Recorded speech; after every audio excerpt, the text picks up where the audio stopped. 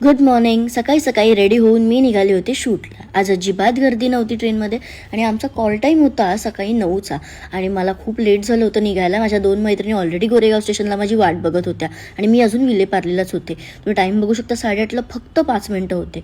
असो, तर मी फटाफट उतरून निघाले एस्कलेटरच्या शोधात. तर इथे एस्कलेटर पण सापडला आणि जेव्हा केव्हा लेट होत असतं ना तेव्हा सतत असं वाटतं की ट्रेन गाड्या सगळंच खूप हळू चालतं आहे.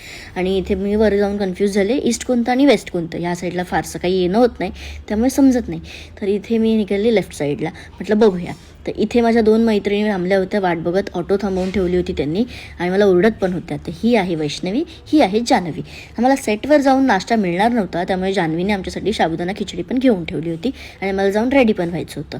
तर गेट नंबर 1मधून एंट्री करून आम्ही निघालो आमच्या सेटकडे. तर तुम्हाला इथे दिसत असेल फिल्म सिटीच्या आजूबाजूला फक्त झाडी आणि जंगलच आहे. तर इथे कन्स्ट्रक्शनचं कामसुद्धा चालू होतं.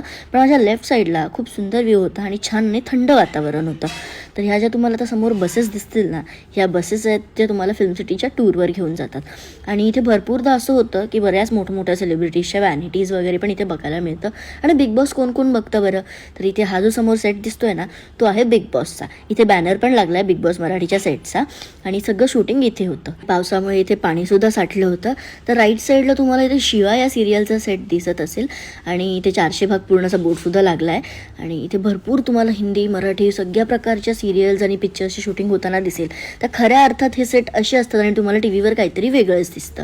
तर आता सेटवर गेल्यावर आम्हाला ओरडा पडेल की नाही, शूटिंग लाईफ कसं असतं आणि काय काय होतं हे सगळं जाणून घ्यायचं असेल तर पार्ट 2 नक्की बघा.